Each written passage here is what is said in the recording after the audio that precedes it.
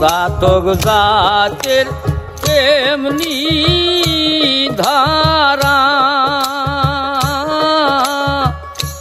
তৃষ্ণায় জীব গায় গো মারা রে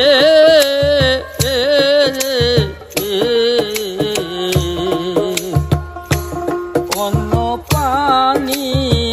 খায় না তারা হায়রে অন্য পানি খায় না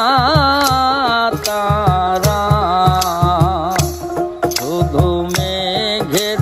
জল বিনি চাত স্বভাব না হলি চাত স্বভাব না হলি